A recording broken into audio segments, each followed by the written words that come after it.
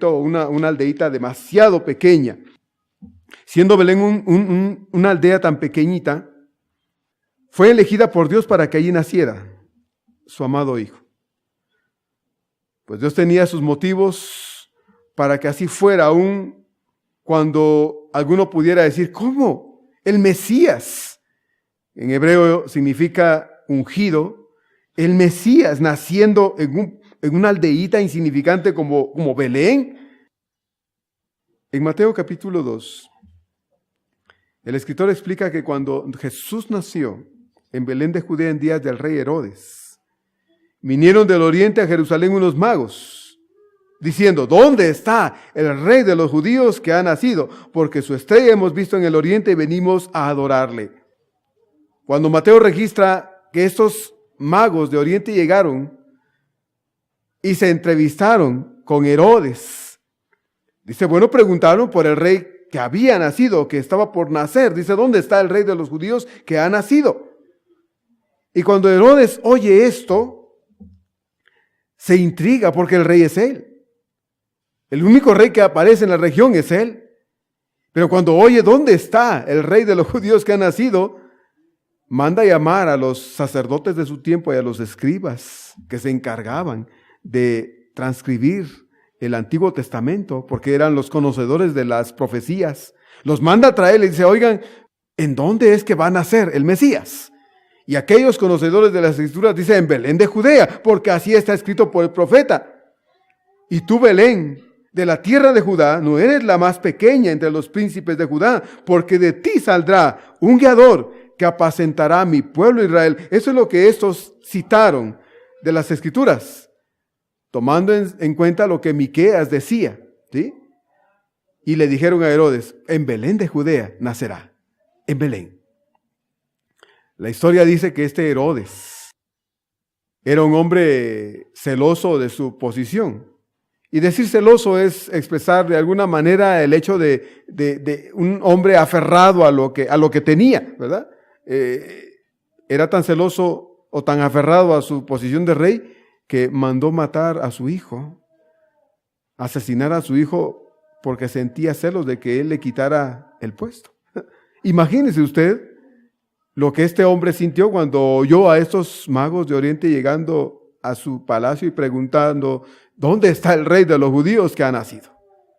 Entonces, Herodes no iba a dejar que ninguno le quitara el trono, así que cuando los magos ya no regresaron a él, dice Mateo, que enojado mandó a matar a todos los niños menores de 2 años que había en Belén y sus alrededores. Eso es lo que dice el Evangelio de Mateo. Y encontramos precisamente en las Escrituras que hubo una gran matanza porque Herodes trató de quitar de por medio a aquel que era su competencia. ¿Por qué Dios no eligió, hermanos, una mejor ciudad para que su hijo naciera? Bueno, pudo haber nacido en la capital del imperio, ¿verdad? Pudo haber nacido en Roma. Pudo haber elegido esa gran ciudad para que su hijo naciera, pero Dios no eligió Roma. Tampoco eligió Jerusalén, que era el centro principal de la adoración judía. Ahí estaba el templo.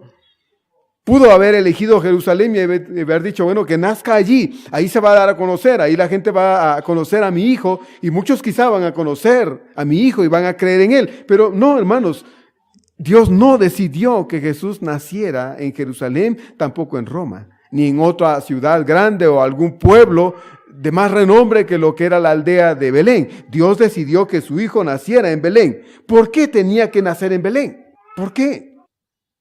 Bueno, porque jamás Dios hace algo tomando como base alguna la virtud o los méritos del hombre. Dios no hace nada tomando como base la virtud o los méritos que el hombre pueda poseer. Alguno podría decir, bueno, Belén era bien conocido, tenía grandes edificaciones, de ahí habían salido grandes profetas, grandes hombres, hombres ilustres, personas ilustres. Mire, Belén no había sido cuna de grandes personajes, exceptuando a David, que había procedido de allí, de Belén. En realidad no había tenido grandes personajes, pero Dios elige Belén para que su hijo nazca. La Navidad, hermanos, es para nosotros, los cristianos, la celebración del milagro del nacimiento del Hijo de Dios, quien vino a este mundo a nacer no porque nosotros mereciéramos que Él se dignara a venir, porque nosotros no éramos gente tan buena que en respuesta a nuestras bondades o a nuestras virtudes y méritos, Dios nos eligiera para que aquí en este mundo su Hijo viniera a nacer. No, hermanos. Dios no vino a este mundo en la persona de su Hijo Jesús porque nosotros mereciéramos que Él estuviera aquí. No lo hizo por eso. Si examinamos nuestra vida, si examinamos lo que somos, cómo nos portamos, cómo vivimos, vamos a ver que la Biblia tiene razón cuando dice que Dios, hermanos, en su sola gracia nos ha visto con amor y nos eligió para ser adoptados como hijos suyos por el puro afecto de su voluntad. No fue por otra cosa. Dios pasea su mirada por el mundo y lo único que ve Dios por todos lados es corrupción, es pecado, es maldad. Son seres humanos volcados por completo a hacer lo malo. Y Dios pasea su mirada sobre su iglesia y sabe que, hermano, Dios no ve siempre cosas agradables a sus ojos. Dios no lo ve. Y sin embargo, Dios tuvo misericordia de nosotros como para poder darnos el milagro más grande y es Jesucristo naciendo entre nosotros. Yo le decía hace un momento que bueno, la Navidad para muchos se vuelve ese tipo de celebración donde, bueno, hay que tener muchas cosas porque las muchas cosas hacen que la Navidad sea rica, bonita, inolvidable. Y se esfuerza mucha gente porque la Navidad sea así, teniendo muchas cosas a su alrededor, disfrutando de muchas cosas, aunque al final sea una completa frustración. Pero si no tenemos nada de eso, no importa, porque nosotros entendemos que la Navidad es Cristo, habiendo nacido entre nosotros, y la Navidad es el recuerdo precisamente de que el Hijo de Dios vino a este mundo y se hizo un ser humano como nosotros, para conducirnos a Dios por medio de su sacrificio en la cruz del Calvario. La Navidad es para nosotros los cristianos la celebración del milagro del nacimiento del Hijo de Dios, quien vino a este mundo a nacer no porque lo mereciéramos, sino porque Dios nos vio necesitados de Él, gente metida en el pecado, para podernos llevar a través de Él a la salvación que solo en Dios puede haber. Él llegó a nosotros, hermanos, Él fue el que nos buscó a nosotros y nos amó primero. Romanos 6:23 nos recuerda, porque la paga del pecado es muerte. Eso es la paga del pecado. Nosotros no merecemos que Dios nos ofrezca una mansión. Me fascina cuando veo en Juan capítulo 14, cuando el Señor les dice a sus discípulos, no se preocupen, no se entristezcan. Voy a preparar un lugar para ustedes, para que donde yo estoy, ustedes también estén. Y la Biblia dice que lo que Dios nos ha preparado son moradas eternas, hechas con las manos mismas del arquitecto divino que es Cristo Jesús, para que nosotros podamos disfrutar de esas moradas eternas. Nosotros podemos y debemos conocerlo a Él, y conociéndolo a Él tenemos la seguridad de que nosotros estaremos con Él por toda la eternidad. Pero hermano, el pecado lo único que produce en el ser humano es muerte. Y lo que nosotros merecíamos no era que Dios nos prometiera un palacio, sino que Dios nos diera un patíbulo para ser muertos ahí, hermanos, porque pecamos. Y el pecado fue algo voluntario de nosotros. Hemos estado estudiando desde hace meses la cuestión del pecado en la escuela dominical y hemos visto cómo el pecado ha entrado en el corazón del hombre por herencia desde Adán. Nosotros pecamos, nacemos siendo pecadores, y lo único que quita ese título de pecador condenado para la eternidad es el sacrificio de Cristo en la cruz del Calvario. Y cuando usted y yo venimos a Cristo pidiéndole perdón porque reconocemos que somos pecadores, que la Biblia dice que si no nos arrepentimos estamos bajo condenación y morimos en esa condenación y nos vamos a la perdición eterna, pero venimos arrepentidos a Dios a cambio de ese arrepentimiento. Dios nos da vida eterna, verdadera vida. A eso vino el Señor, hermanos, a darnos verdadera vida, no motivos para pachanguear, no motivos para parrandear, no motivos para estrenar casa, estrenar carro, estrenar ropa. No, hermano, eso no es la Navidad. No lo es. Por eso, si no tenemos esas cosas, no significa que la Navidad no sea la mejor Navidad. El creyente no debería decir jamás, porque no tiene dinero, es que esta no es buena Navidad, o porque no tiene ropa, o no estrena carro, o no cambió su carro, no tiene casa, o no compra casa, o lo que sea materialmente hablando. Porque no lo tiene, no puede decir, es que esta no es una buena Navidad. Lo es porque Cristo está ¿dónde? En nuestro corazón. Todas las Navidades son excelentes porque Cristo está allí, hermano. Esa es la verdadera Navidad, que Cristo habita en nuestro corazón. Porque la paga del pecado es muerte, dice Romanos 6:23. Esa fue la razón por la que Él nació. Porque nosotros estábamos muertos en nuestros delitos y pecados. Él vino a nacer en este mundo. Y nació no para ser un gran personaje, hermanos. Nació no para ser un gran personaje. Nació no para ser aplaudido. Nació para morir por nosotros. La base, el principio de la celebración de nuestra Navidad no es el pesebre, hermano. La base, el principio de nuestra celebración es la cruz del Calvario. Porque Él nació para morir. Me fascina cuando el Señor ahí en Getsemaní, momentos antes de ser apresado, en la oración, le ruega al Padre, le dice, Padre, si es posible, pase de mí esta copa. Pero entendiendo que era necesario ese sacrificio en la cruz, le dice al Padre, pero no se haga lo que yo quiero, sino lo que tú quieras. Y el Padre dijo, mi propósito es que vayas a la cruz. Y Él se armó de valor y fue a la cruz. Por usted y por mí. Entonces necesitamos entender, hermanos, qué es el sentido real de la Navidad. ¿Por qué Cristo tuvo que nacer en ese miserable lugar de Belén y más allá en ese establo sucio y apestoso? Uno puede decir, bueno, ¿pudo Dios cambiar estas cosas? Sí pudo, pero no quiso hacerlo. Y no quiso hacerlo, hermanos, porque una de las cosas que necesitamos entender a través del nacimiento de nuestro Señor, en ese lugar, en ese establo lleno de malos olores, en un lugar inapropiado para que una mujer, una chica tal vez entre los 14 y los 17 años, hermanos, diera a luz a su hijo primogénito, que era insalubre, era incómodo, era todo lo que a usted se le pueda ocurrir, un establo. Allí nació Jesús. Y fue necesario para enseñarnos, hermanos, que el cristianismo está ajeno al orgullo, a la autosatisfacción, a la vanagloria, a la soberbia y a todo eso que en este tiempo de Navidad reluce por todos lados. Está ajeno a todo eso. ¿Y qué si usted no tiene zapatos nuevos esta Navidad? ¿Y qué si usted no tiene ropa nueva esta Navidad? ¿Y qué si no tiene dinero en la cartera? ¿Qué si no come pavo, sino pollo como todos los días? O ni pollo. Solo tiene frijolitos y unas tortillas. ¿Y qué si solo eso hay? La verdadera Navidad nos enseña, hermanos, que el principio que el Señor muestra aquí es la verdadera humildad. La verdadera humildad que no raya la soberbia que vemos por todos lados hoy. La gente anda preocupada viendo en qué se va a gastar su aguinaldo. ¿Ya se lo gastó? En dar el mejor regalo porque le van a aplaudir, le van a decir, no, esa persona, mi tío, mi papá, mi abuelo, mi esposo, quien sea que me lo regala, qué excelente persona es porque se ha de haber gastado un dineral dándome esto.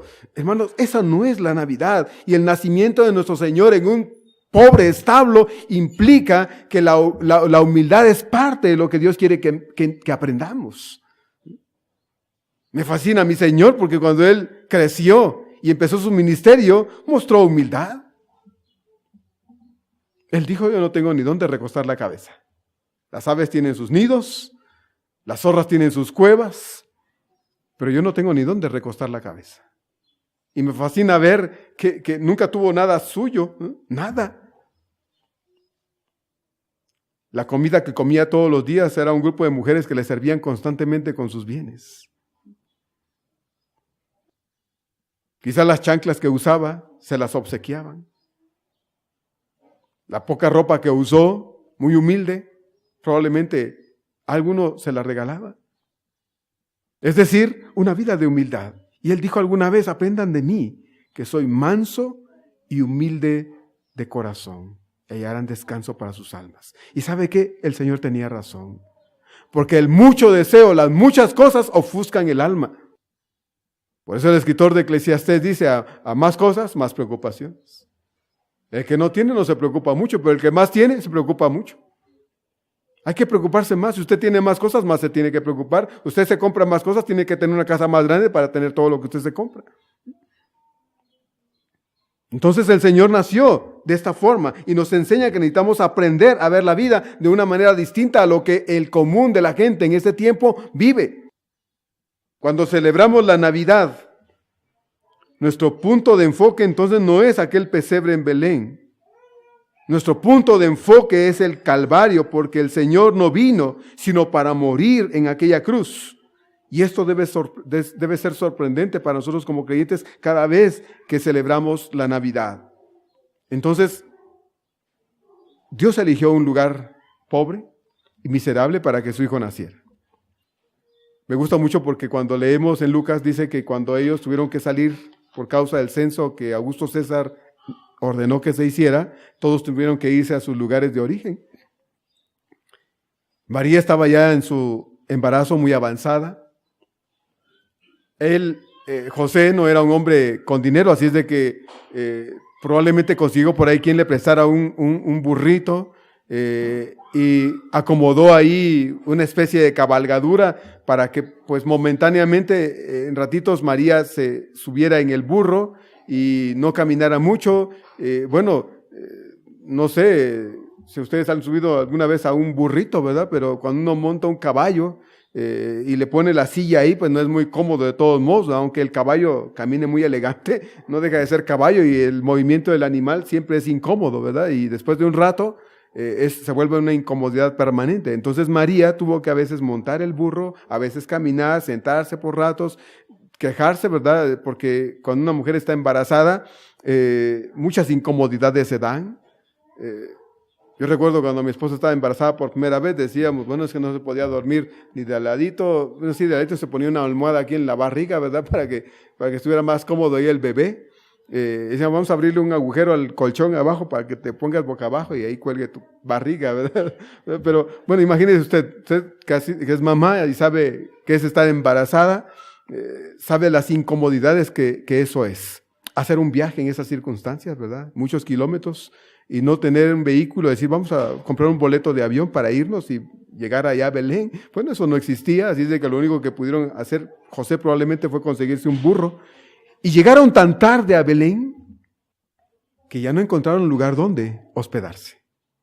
Comentábamos hace 8 días precisamente en la escuela dominical, en el tiempo de oración, que Belén, por ser una aldea tan pequeña e insignificante, no consideraba el hecho precisamente de preparar o tener lugares de hospedaje porque era un lugar turístico. No lo era.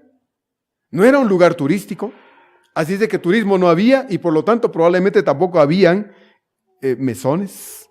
Y el único que había en el pueblo, porque algunos se arriesgó a tener un mesón para hospedar a gente que casualmente llegara a Belén, lo tenía ahí dispuesto, pero se le llenó de inmediato por causa del censo. Todos habían llegado a Belén y Belén estaba abarrotado.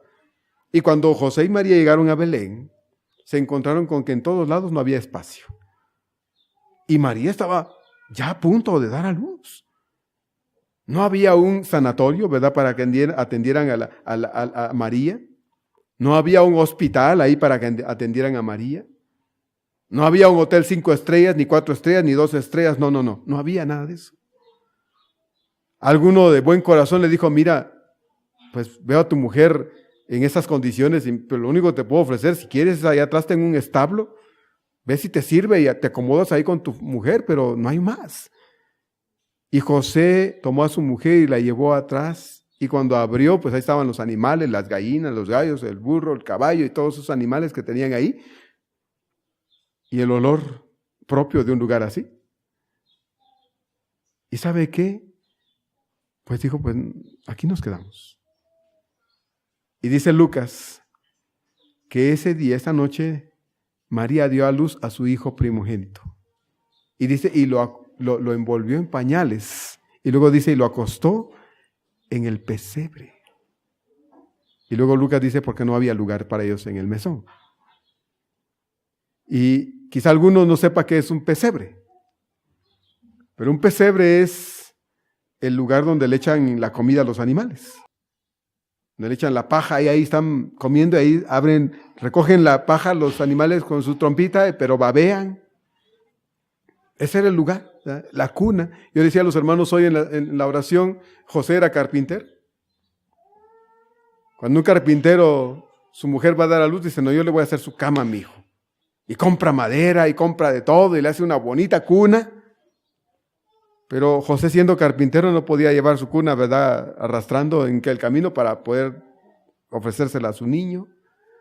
Así es de que tuvo que improvisar y lo único que había allí era ese pesebre sucio, que como pudo tal vez limpió, quitó la paja sucia, buscó paja limpia. Y yo le decía a los hermanos, María seguro, como toda mujer previsora, dijo, ahí en la maleta que eché, José, traigo unas mantitas. Sácalas y ponlas ahí. E improvisó un colchoncito de paja. ¿Y sabe qué dice Lucas? Que dio a luz a su hijo y lo recostó allí, en ese pesebre con paja. Esa fue la primera cuna de nuestro Señor. Y María y José vieron a su pequeño nacido allí. Eso es lo que Dios eligió para su hijo, hermano. Eso es lo que Dios dijo que era para su hijo, nuestro Señor. Y Dios nos enseña a nosotros que debemos aprender a ser humildes, sencillos, y no dejarnos contagiar con la fiebre del tiempo de la Navidad, en que la gente solo busca la autosatisfacción, su autocomplacencia, porque todo esto raya en la soberbia y el orgullo humano, que Dios no toma en cuenta, hermanos, que Dios no toma en cuenta para nada. Veamos ahora un poquito acerca de la naturaleza de su gobierno. Dice Miqueas 5:2, estamos en Miqueas 5:2. Pero tú, Belén, Efrata, pequeña para estar entre las familias de Judá, dice, de ti me saldrá el que será Señor en Israel. Miqueas 5:2, de ti me saldrá el que será Señor en Israel. Fíjese bien que el pasaje no dice de ti saldrá, sino el pasaje dice de ti me saldrá el que será Señor en Israel. Pensando acerca precisamente del milagro del nacimiento de nuestro Señor, pensaba que implica precisamente el me saldrá, de ti me saldrá. Nada que nosotros tenemos, hermanos, procede de nosotros. Todo es un regalo de Dios. La salvación que nosotros tenemos y disfrutamos ahora en el Señor es un regalo de Dios. No lo tenemos por merecimiento, porque la Biblia claramente dice que no es por nada que nosotros hayamos hecho, porque todo es por la bendita misericordia de Dios. Efesios 2:8 y 9. Por gracia sois salvos, por medio de la fe. Y esto no de vosotros, pues es un don de Dios. Entonces todo lo que nosotros tenemos en el sentido espiritual es un regalo de Dios. Y si vamos más allá de lo espiritual, todo lo que tenemos, materialmente hablando, es un regalo de Dios. Pastor, yo trabajo duro para tenerlo. Sí, pero Dios le da la vida a usted para que trabaje. Así que todo se lo debe a Dios. Lo quiera reconocer o no, todo se lo debemos ¿a quién? A Dios. Sí, Dios nos permite decir mi casa, mi carro, mis zapatos, mi. Pero en ese mi necesitamos entender que Dios nos lo ha dado, que todo procede de Él y que todo reconocimiento de lo que tenemos, hermanos, se lo debemos ¿a quién? A Dios. Entonces, la iglesia, por ejemplo, la iglesia de los Corintios, quien ha leído la carta a los Corintios, las dos cartas, la primera carta habla de una iglesia fragmentada, dividida. Habían 4 grupos en la iglesia. Los 4 grupos en la iglesia estaban apegados a alguien. Unos decían, yo soy de Pablo, y otros decían, yo soy de Apolos, y otros decían, yo soy de Cefas, y otros decían, no, nosotros somos de Cristo. 4 grupos. Pablo les escribe a los hermanos de la iglesia en Corinto, les dice, ¿está Cristo dividido? ¿Cuándo hizo Pablo algo por ustedes? Fueron bautizados en el nombre de Pablo, y bueno, Pablo les reprocha a los corintios el hecho de su división entre ellos. Y Pablo dice, es que, ¿quién es Pablo? ¿Quién es Apolos? ¿O quién es Cefas? ¿No somos servidores de Cristo? ¿No somos servidores de Él? Y bueno, les habla fuerte en esta primera carta y les recuerda a los hermanos corintios que ellos, los corintios, fueron elegidos por Dios, no por ser gente que es súper especial, o fueron llamados para conocer al Señor por ser la crema y la nata de la sociedad. No, al contrario. Pablo les dice ahí en 1 Corintios capítulo 1, versos 26 al 29 estas palabras. Hermanos, deben darse cuenta de que Dios los ha llamado a pesar de que pocos de ustedes son sabios, según los criterios humanos. Y pocos de ustedes son gente con autoridad o pertenecen a familias importantes. Verso 27. Y es que para avergonzar a los sabios, Dios ha escogido a los que el mundo tiene por tontos. Y para avergonzar a los fuertes, Dios ha escogido a los que el mundo tiene por débiles. Dios ha escogido a la gente despreciada y sin importancia de este mundo, es decir, a los que no son nada para anular a los que son algo. Así que nadie, dice Pablo, podrá presumir delante de Dios. En la versión 60 dice, así que nadie se jacte en la presencia de Dios. ¿Qué nos quiere decir esto? Bueno, lo que nos quiere decir esto, hermanos, es que así como Pablo le dice a los hermanos de la iglesia de Corinto, porque están divididos, peleándose unos con otros, diciendo unos, yo soy de Pablo, yo soy de Cefas, yo soy de Cristo, yo soy de Apolos, dice Pablo, ¿quiénes son ustedes, hermanos? Gente importante, eran la crema y la nata de la sociedad, era gente tan importante que Dios se dignó verlos, porque eran tan buenos y tan valiosos, que Dios dijo, no hay gente como ustedes, vénganse para ser mi pueblo. Dice Pablo, no, todo lo contrario, todo lo contrario. Eran ustedes gente sin importancia, gente intrascendente, gente que venía de familias desastrosas, y Dios los llamó para conformar su iglesia. Lo que Pablo está queriendo decir aquí, hermanos, es, ustedes no están aquí como iglesia porque son la crema y la nata de la sociedad. No, ustedes están aquí porque Dios ha sido bueno con ustedes y les ha permitido participar de su salvación. Eso es lo que Pablo les está diciendo a través de los versos 26, 27, 28 y 29 de 1 Corintios capítulo 1. Y lo que Dios nos dice a nosotros es exactamente lo mismo también, hermanos. Nosotros estamos aquí no porque seamos lo mejor de la sociedad, porque nosotros sí merecíamos el amor de Dios, porque nosotros sí merecíamos que Cristo muriera por nosotros, porque nosotros éramos tan buenos que de verdad Dios tuvo que fijarse en nosotros, porque nosotros sí rompimos los récords de bondad, de rectitud, de merecimiento. No, hermanos, la Biblia dice todo lo contrario. La Biblia dice, por cuanto todos pecamos, estamos destituidos, alejados de la gloria de Dios. Usted y yo estábamos tan muertos en nuestros delitos y pecados como lo está cualquiera allá afuera que no ha conocido personalmente a Cristo como Señor y Salvador. Y Cristo tuvo misericordia de nosotros. Efesios capítulo 1, Pablo dice que nos eligió desde antes de la fundación del mundo para ser elegidos según la presciencia de Dios como adoptados por Él para ser llamados sus hijos. No porque lo merezcamos, sino porque Dios en su grande misericordia decidió que así fuera. El Señor dijo, aprended de mí, porque yo soy manso y humilde de corazón, y hallaréis descanso para vuestras almas. Mateo 11, 29. Y Pablo concluye en 1 Corintios 1, en el verso 31, diciendo, para que como está escrito, si alguno quiere enorgullecerse, que se enorgullezca en el Señor. Si alguno se quiere enorgullecer, hágalo, dice en el Señor mejor. Siéntase orgulloso de Dios. ¿De qué nos sentimos orgullosos nosotros, hermanos? ¿Nos podemos sentir orgullosos de nuestros títulos colgados en la sala de nuestra casa? Puede decir, no, yo fui a la universidad, yo soy fulano, fulana de tal. Bueno, si quiere, hágalo. Pero dice el Señor, el que se quiere sentir orgulloso, mejor siéntase orgulloso del Señor. Esa es la mejor razón para sentirse orgulloso. Porque sus títulos, hermanos, le van a durar mientras su cabeza esté en sus 5 sentidos. Pídale a Dios que no le dé Alzheimer, ¿no? Pídale a Dios que no se le reviente una venita en la cabeza porque va a quedar así. ¿Y de qué nos sirven los títulos entonces? De nada.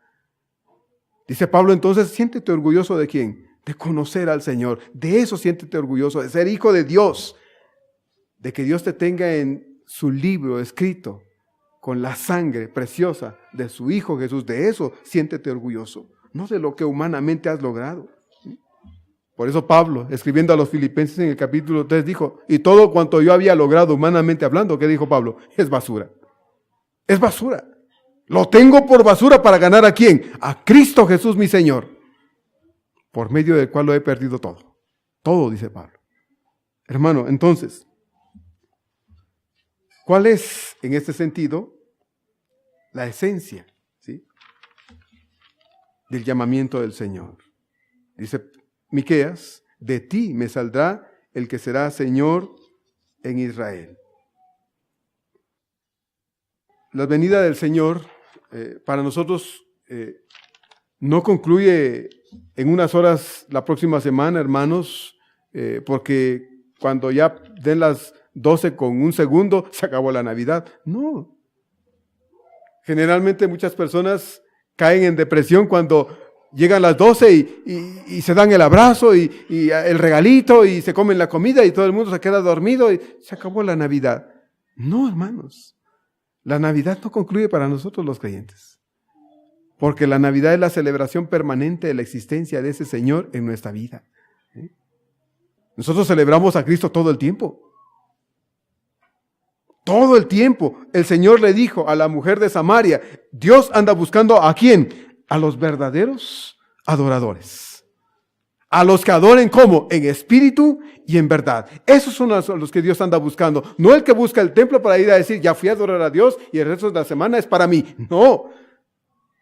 Dios busca verdaderos adoradores. Esos que adoran a Dios donde quiera que están, en su casa, en el trabajo, en el taxi, en el metro, en el microbús, con sus amigos, con las personas que lo rodean constantemente. Esos son los que Dios anda buscando, los que están conscientes de que la Navidad no es un instante, una fecha en el año, en el calendario, sino es una vida de entrega, de servicio, de consagración, de honrar a Dios, de glorificar a Dios, de cumplir la voluntad de Dios. Eso es lo que Dios anda buscando y esa es la verdadera Navidad, hermanos. El Señor también dijo, el Hijo del Hombre no vino para ser servido, sino para servir. Cristo nació para que a través de su sacrificio en la cruz, los hombres nos sometamos voluntariamente a su gobierno. Porque cuando el hombre se somete voluntariamente al gobierno de Dios, por medio del arrepentimiento y la fe que producen salvación, entonces el ser humano vive de otra forma, ya no para sí mismo, sino para Dios. Y esa clase de vida es la única vida que solo Cristo puede dar. Esta vida que glorifica a Dios es la única vida que Dios da. Dios no da otra clase de vida, hermanos. La vida que Dios da es aquella que glorifica a Dios, que honra a Dios en cualquier momento de su existencia. Nosotros venimos al Señor en el conocimiento de Dios, hemos experimentado la gracia bendita de Él y Él ha transformado nuestra vida, la está transformando y la seguirá transformando. Usted no es lo que fue ayer. Bueno, eso yo creo. Pero tampoco somos lo que seremos mañana. Aspiramos en el Señor a ser mejores en Él. Queremos que Él nos transforme, que Él nos perfeccione, porque la meta, de acuerdo a Pablo en Efesios capítulo 4, verso 13, es que todos lleguemos ¿a dónde? A la estatura de la plenitud de su Hijo Jesucristo. Esa es la meta del Señor. Y ninguno de nosotros hemos llegado ahí, hermanos. Así es de que no nos demos por satisfechos con lo que hemos crecido en el Señor. Al contrario, Dios en su palabra nos invita, nos exhorta y nos manda a crecer en Él. A crecer en Él. Y yo una pregunta que haría, la voy a hacer al final del año, pero la voy a anticipar hoy. ¿Cuánto hemos crecido en el Señor, hermanos? Este año, 2017, ¿cuánto hemos crecido? ¿Ha crecido usted en el Señor? Usted puede decirle hoy a Dios, hoy o el próximo domingo que estemos celebrando la Navidad, Señor, gracias porque yo he aprovechado todas las oportunidades que he tenido para conocer de tu palabra, estoy siendo constantemente alimentado, estoy fuerte en ti, tengo una fuerza espiritual que si me enfrento al diablo lo voy a derrotar, tengo fuerzas para derrotar cualquier tentación, cualquier situación de la vida, porque estoy creciendo en tu palabra, Señor. Hablábamos hoy en la oración y decíamos, bueno, es que en verdad tener al Espíritu de Dios es bueno, porque eso implica, de acuerdo a Pablo en Efesios 1:14, que tenemos el sello de Dios, que es las arras del Espíritu aquí morando en nuestro corazón. Si usted ha creído en el Señor, usted tiene a Cristo como Señor y Salvador. Pero la Biblia dice que si usted ha creído en el Señor, usted debe crecer en Él. Y crecer en el Señor implica tener la capacidad espiritual para apelar a la palabra de Dios, para enfrentar al mundo y todo lo que tenga que ver con el diablo y el pecado. ¿Qué hizo el Señor cuando enfrentó la tentación al principio de su ministerio? ¿Recuerda usted? El diablo lo atacó y le dijo, si eres hijo de Dios, haz que estas piedras se conviertan en pan y cómetelas. ¿Qué le dijo el Señor? No te metas conmigo, diablo, porque dice el dicho, camarón que se duerme se lo lleva la corriente. ¿Verdad que no le contestó así el Señor al diablo? Le dijo, escrito está, no solo de pan vivirá el hombre, sino de todo lo que sale de la boca de Dios. Y el Señor tenía razón, hermano. Mire, usted come hoy y mañana vuelve a comer. Porque nuestro cuerpo nos demanda alimento. La pregunta es, ¿nuestro corazón nos demanda alimento espiritual? Ojalá que sí. Porque el que nuestro corazón nos demande alimento espiritual nos hace buscar al único que tiene ese pan que sustenta. ¿Se acuerda Juan? Capítulo 7, capítulo 8. El Señor está hablando ahí con la gente, les dice el Señor a la gente, capítulo 6. ¿verdad? Les dice el Señor a la gente de su tiempo, ustedes me buscan no porque oyeron y entendieron, sino porque comieron y se hartaron. Y creen que soy una cocina ambulante. Y les dice el Señor, trabajen no por el pan material, sino por el pan espiritual. Yo soy el pan de vida. El que de mí come no tendrá hambre, y el que de mí bebe no tendrá sed jamás. Y la gente se ofendió y se fue. Es que la gente no anda buscando siempre de Dios. No todos. No generalizo. Muchos no buscan de Dios. Porque muchos ven a Dios nada más como el mago de la lámpara maravillosa, ¿verdad? Eso es lo que ofrecen muchos ahora. Ven a Dios y tus problemas se acabarán. Si estás enfermo, ven, haz una ofrendita y te vas a sanar. La oferta de la compra y la demanda. Han hecho a Dios un mercader de la fe. Porque creen que si vienen y se acercan a Dios, sus problemas se van a acabar. Dios no dice eso en su palabra, hermanos. Dios no lo dice. Al contrario, el Señor no ofreció que los problemas se acabarían. Él dijo, el que quiere venir en pos de mí, ¿qué dijo? Niéguese a sí mismo, tome su cruz cada día y sígame. Y la cruz implica dolor, sacrificio, enfrentamientos, muchas cosas terribles. Él nunca ofreció un carro para seguirlo, Él ofreció una cruz para ir con Él. Entonces, hermanos, no entendemos estas cosas. Pero el único que puede dar esta vida es este niño nacido en Belén. Este que dijo Miqueas, de ti me saldrá el que será Señor en Israel. Y él quiere ser Señor de la vida de todos nosotros, hermanos. Él no quiere ser solo el Cristo. Él quiere ser el Señor. Y cuando hablamos de ser Señor, de que Él sea mi Señor, implica que Él sea mi dueño, el propietario, el que ordena y yo obedezco, el que dice y yo hago. El que dice la palabra, yo hago exactamente lo que dice, porque eso es lo que hace el siervo, el empleado. Usted no se contrata con alguien y ordena al jefe, ¿verdad? Que no sucede así. Eso no pasa. Usted se contrata con alguien y es la persona que le contrata la que le ordena, y usted se somete a sus órdenes porque le van a pagar para eso, para que usted haga exactamente lo que el jefe o el patrón le ordene. Con Dios pasa lo mismo, y la palabra Señor implica que reconocemos que Él es el dueño, es el amo, es el propietario. Y si nosotros le decimos Señor es porque estamos dispuestos a hacer lo que Él dice. Por eso el Señor ahí en Lucas 6 decía, me duele mucho porque muchos me dicen Señor, pero no hacen lo que yo digo. No lo hacen. Entonces, tener a Dios en el corazón es bueno, sí, implica salvación, pero el tenerle implica también crecimiento en Él, hermanos. Y crecer implica venir para ser instruidos. Implica venir, hacer el esfuerzo para ser enseñados por la palabra de Dios. Pilato no entendió estas cosas. Porque ahí en Juan capítulo 18, cuando tiene a Jesús enfrente, le dice, ¿luego eres tú rey? Eso le preguntó a Pilato a Jesús. ¿Él es tu rey? Y Jesús le respondió, tú dices que yo soy rey. Tú lo dices. Yo para esto he nacido, dice. Mi reino no es de este mundo. Si mi reino fuera de este mundo, mis seguidores estarían aquí peleando para que yo no fuese entregado a los judíos. Pero mi reino no es de este mundo. Mi reino es otro, dice el Señor. Mi reino no es como el tuyo, Pilatos. Pilato no es como el tuyo. No es como el de Herodes. Mi reino es otro, establecido en el corazón de las personas. Y eso a mí me fascina del Señor, hermanos. Porque Él vino para gobernar no desde un trono externo, en un palacio, ¿verdad? Él vino para gobernar desde el corazón de las personas. Y quiere gobernar en el corazón de usted. Quiere gobernar en su corazón. Quiere mandar en nuestro corazón.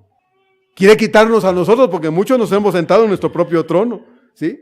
Habiéndolo conocido, habiendo dicho un día, Señor, yo te acepto como Señor y Salvador, le hemos dicho, hazte para allá, y nos hemos sentado en nuestro propio corazón y estamos mandando en nuestra vida, y Dios dice, no, yo quiero ser el Señor de tu vida, yo quiero gobernar tu vida, yo quiero dirigir tu vida, yo quiero indicarte cómo vivir la vida, porque sin mí solo vas al fracaso. Puedes ir a la eternidad porque la Biblia no dice mentiras y tú puedes tener a Cristo en tu corazón y ser salvo un día. Pero ¿sabes qué? La vida cristiana se vive aquí. Allá ya no la vas a vivir. Aquí tienes que servir y puedes servir al Señor. Allá ya no lo vas a hacer. Aquí puedes cantar con gozo y con alegría estos cantos. Allá va a ser otra cosa, hermano. Lo que Dios quiere que vivamos aquí, terrenalmente hablando, es aquí donde se vive, no en el cielo. Si tú has conocido a Cristo y eres salvo, qué bueno. Pero Dios quiere ser el Señor de tu vida y no solo quiere que lo digas con tu boca, sino que lo creas con tu corazón, porque si lo crees con tu corazón vas a ser capaz de hacer la voluntad de tu Señor. Pilato no entendió esto. Jesús le dijo a Pilato, todo aquel que es de la verdad, oye mi voz. Y Pilato le preguntó, ¿qué es la verdad? La tenía enfrente y no la pudo encontrar. Jesús dijo, yo soy el camino, la verdad y la vida. Y Pilato la tenía enfrente y no la pudo encontrar. ¿Qué es la verdad? Yo soy el camino, dice el Señor, la verdad y la vida. Nadie viene al Padre sino por mí. Para esto nació el Señor, hermanos. Para que usted y yo lleguemos al Padre y nos sometamos a su gobierno y a su señorío. Para que todos nosotros que decimos ser creyentes podamos vivir una vida de obediencia a Dios. Y para todo aquel que todavía no cree en Él, pueda creer en Él y pueda tener el gobierno de Dios en su vida. Para que la vida que vive pueda ser la que Dios proyectó y no la que nosotros hemos transformado ajenos a Dios. El hombre sin Dios vive a su manera. Sí, a su manera, hermanos. Porque es dueño de sí mismo, es el que manda, el que dirige, el que decide, el que hace todo. No puede incluir a Dios. Dios está fuera de su vida. Pero nosotros los creyentes, ¿qué? ¿Dónde está Dios? Por eso ahí en Apocalipsis 3:21 el Señor dice estas palabras no al no creyente, sino a la iglesia. Dice, aquí yo estoy a la puerta de tu corazón y llamo. Y se lo está diciendo al creyente. Porque muchos han dejado a Dios, ¿dónde? A un lado. Vemos la Navidad hoy y por todos lados. Vemos gente enfiestada, completamente ajenos e ignorantes del verdadero significado de la Navidad. Sin Cristo el ser humano no es libre, hermanos. Sin Cristo el hombre no es libre. Cree que es libre. Cree que es libre porque hace lo que quiere. Pero el Señor dice que todo aquel que hace pecado es esclavo del pecado. Así que no es libre, sino es esclavo. ¿Y ese esclavo sabe de quién? Es esclavo del diablo. Y como este es el autor del pecado, entonces el hombre es esclavo del pecado, es esclavo del diablo. El que vive pecando entonces se convierte en un esclavo de Satanás. Cristo nació para morir por nosotros, para que por medio de su muerte nosotros seamos libres de esta forma de vida que no honra a Dios, sino al diablo. Por eso el Señor dice también con tanta autoridad en Juan capítulo 8, verso 32, y conoceréis la verdad, y la verdad nos hará libres. Para esto nació Cristo, para que por su muerte usted pueda ser libre de la esclavitud del diablo. Y la pregunta es, si quiere ser libre de esa esclavitud, si usted quiere que Dios rompa esas cadenas que se han forjado y que nadie puede romper, sino es solo Dios con su poder, obrado en la cruz del Calvario a través de su Hijo, que nació para eso, que usted también puede ser libre de la esclavitud del pecado, reconociendo que tiene un problema. El problema es su enemistad con Dios, porque esa enemistad se ve reflejada en una vida de alcoholismo, de pornografía, de adulterio, de drogas, de robos, etcétera, etcétera. Así se ve reflejada la vida sin Dios. Y hay mucha gente que cuando se le dice, oiga, Dios le ama y quiere que usted sea libre de esa clase de vida, dice, no sabes qué, yo estoy bien así, déjame en paz. No quieren. Pues porque no les apetece nada con Dios. Por último, quisiera que viéramos algo respecto de la esencia de la persona del Mesías. Dice Miqueas entonces al final del verso 2 de Miqueas 5, y sus salidas son desde el principio, desde los días de la eternidad. Dice, y sus salidas son desde el principio, desde los días de la eternidad. Y la pregunta que me surge aquí es, ¿cómo puede nacer quien siempre ha existido? ¿Cómo puede nacer quien siempre ha existido? Y la respuesta a esta pregunta nos deja ver que por eso la Navidad es el recuerdo de algo, de un acto del más grandioso de todos los acontecimientos hasta hoy ocurridos en este mundo. Muchas cosas han sucedido en este mundo desde que el hombre existe, ¿sí? Muchas cosas, muchos grandes descubrimientos y muchos, ¿verdad? Todavía se siguen enseñando y recordando porque, bueno, es que el que creó el foco, el que hizo esto, el que hizo aquello, grandes acontecimientos, grandes descubrimientos, grandes hazañas realizadas por el hombre. Pero ¿sabe qué? Ninguna de esas tan grande como aquella ocurrida en Belén de Judea hace más de 2000 años, cuando Cristo nació. Y vino y mostró el verdadero amor de Dios para con el ser humano. Jesús, el Hijo amado, el Dios Hijo, el Hijo unigénito del Padre, la segunda persona de la Trinidad, vino a este mundo y se hizo un ser humano, igual que todos nosotros, excepto el pecado, para morir en una terrible cruz, para ofrecernos a usted y a mí perdón, vida eterna, salvación. Para eso vino el Señor. Por eso, hermanos, la Navidad no es para festejarnos a nosotros, no es para adularnos entre nosotros, no es para apapacharnos entre nosotros. No, la Navidad es para agradecer a Dios por el milagro más grande de todos, por la obra más excelsa que se haya podido dar en este mundo, y es incomparable con cualquier cosa que el hombre pueda recordar o hacer. Y ese milagro se llama Jesús. Ese milagro se llama Jesús. ¿Sabe qué? A mí me gusta la Navidad. Si yo preguntara, a ver, levante aquí la mano, ¿quién no le gusta la Navidad? Tal vez ninguno se quedaría con la mano bajada. A todos nos gusta la Navidad. A mí sí. A mí me gusta la Navidad. Me gustan los romeritos con camarones frescos. Me gusta la ensalada de manzana, aunque traiga nuez. Me gusta la ensalada de betabel. Me gusta el bacalao estilo García Fernández. Me gusta. Me gustan esas cosas. Sería un hipócrita si yo le dijera, no, yo no. Sí me gusta. Me gusta que me den regalos. ¿O hay alguien que no le guste? Me gusta, hermanos. Pero ¿sabe qué? La Navidad no es nada de esto. La Navidad es más que esto. La Navidad, como hoy se festeja por todos lados, es indicativo de que algo anda mal. ¿Sí? La Navidad, como se festeja en muchos hogares y en muchos lugares, es indicativo de que algo anda mal. Porque el centro de la persona importante, el que se lleva los aplausos y la gloria, no es Cristo. ¿Sabe quién es? Es el hombre. Es el hombre el que se lleva la gloria en la Navidad, no Cristo. Cristo no está presente en muchos hogares y me temo que tampoco en muchos hogares cristianos. Desgraciadamente. Porque nos hemos dejado contagiar con lo que allá afuera se festeja.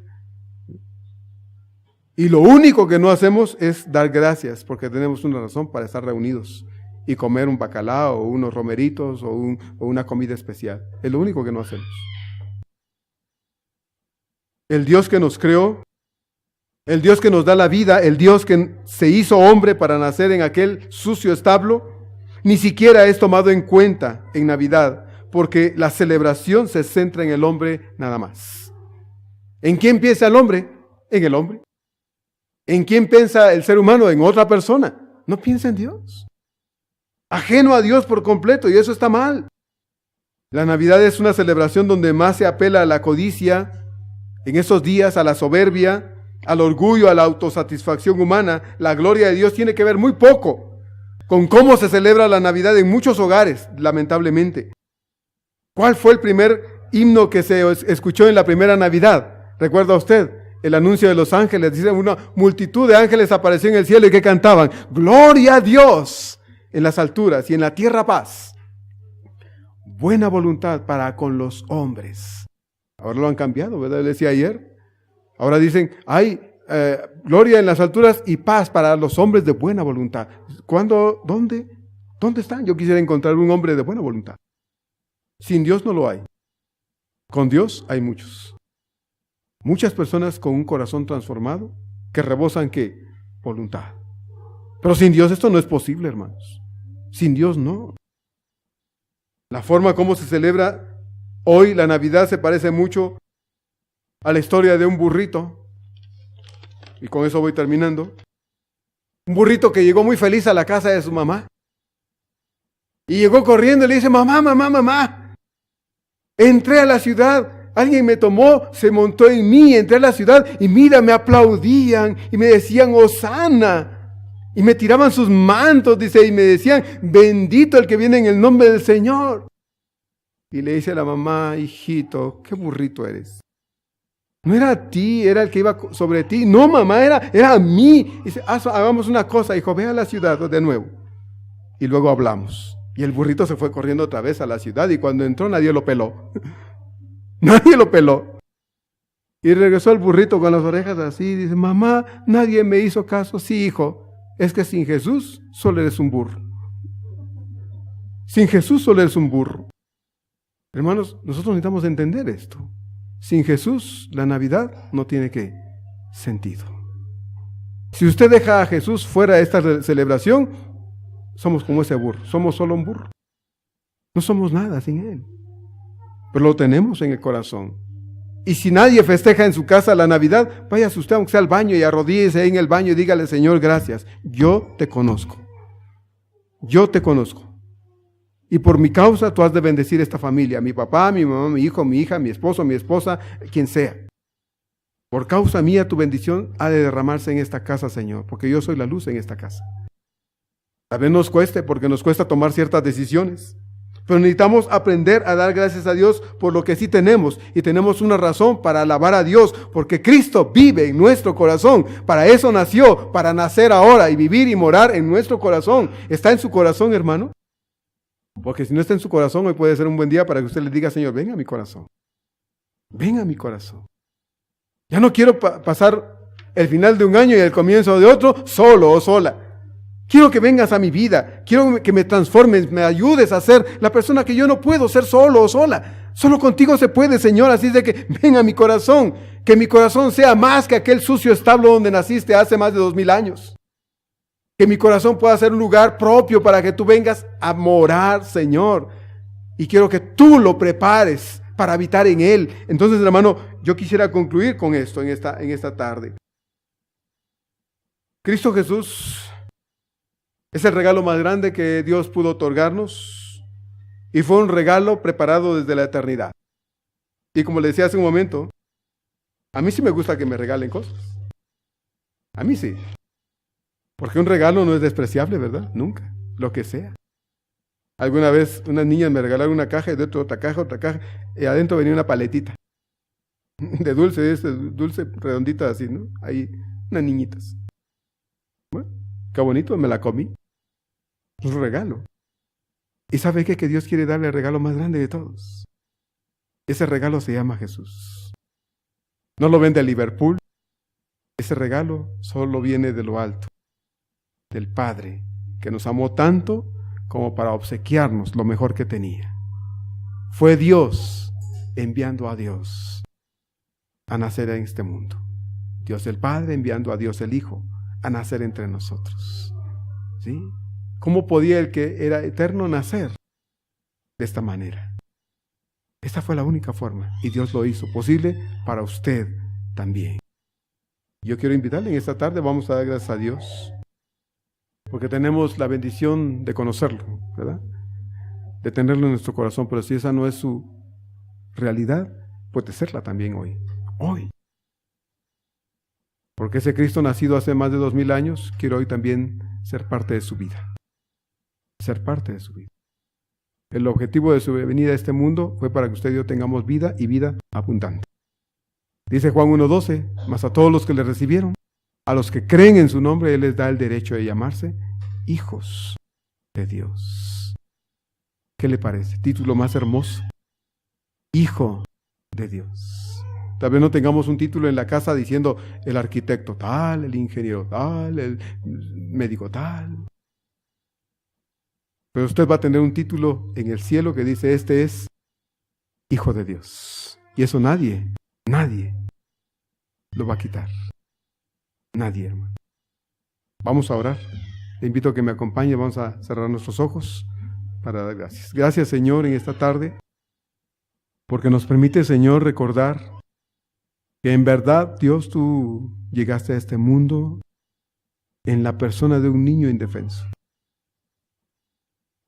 Pero ese niño indefenso era el Dios eterno. Como dice Isaías 40, ¿no has sabido, no has oído que el Dios eterno es el Señor? Ese Dios eterno se hizo carne y habitó entre nosotros, y dice Juan, vimos su gloria. Gloria como de la del unigénito Hijo del Padre, lleno de gracia y de verdad. Alguna vez Felipe le dijo al Señor: Señor, muéstranos al Padre, nos basta. Y él respondió: tanto tiempo hace que estoy con ustedes, ¿no me has conocido? El que me ha visto a mí, ha visto al Padre. Y en Juan 10:30 tú dijiste: Señor, yo y el Padre uno somos. Bendito Señor, tú eres ese Dios eterno, nacido entre nosotros. Y viniste para darnos vida, y vida abundante, vida verdadera. Una vida que va más allá de lo material. Una vida que va más allá aún de la salud de nuestro cuerpo. Una vida que nace desde un corazón transformado. Esa es la vida que tú das. Pero para que eso pase, tú tienes que estar en ese corazón.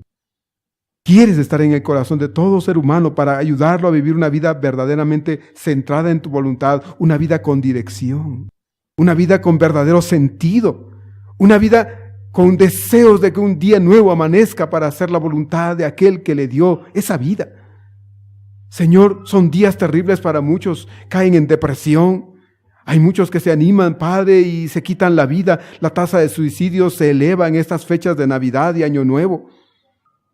Las grandes empresas de alcohol, Señor, se hacen millonarios porque muchos invierten su dinero en el alcohol.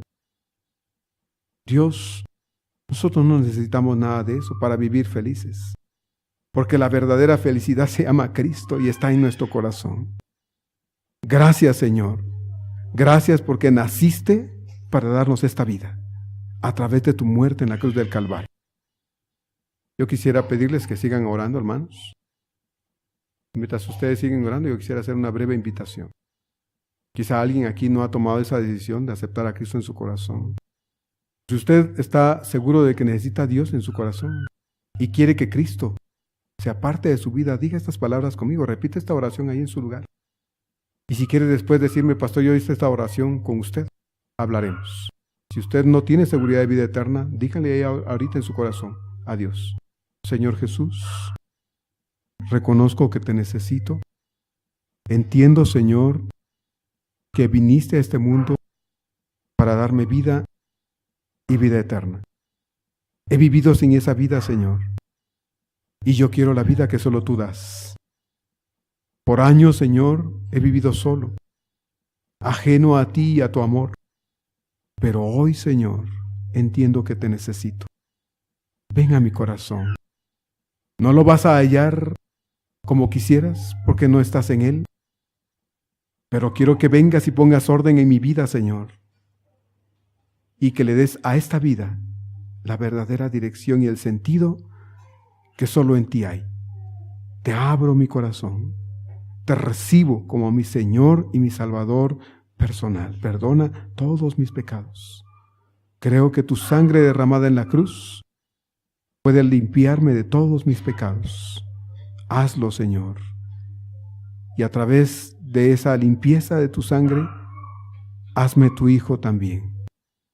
Señor, te recibo como mi único y suficiente Salvador. Padre amado, yo quiero pedirte que bendigas si alguien hizo esta oración, que bendigas a esa persona, Señor, y le ayudes a entender que ahora que te ha aceptado como Señor, ahora no estás solo, no estás sola. Ahora tú, Señor, eres parte de esa persona y le ayudarás a vivir una vida con verdadero sentido. con la dirección correcta, sabiendo, Señor, que la vida no es una vida vana, sino es una vida obra para la gloria de tu nombre. Gracias, pues, Señor. Bendice a tu iglesia aquí reunida hoy. Ayúdanos, Señor, a no olvidar que la Navidad eres tú y estás en nuestro corazón. Te alabamos y te bendecimos por ello, Padre, en el nombre de Cristo Jesús.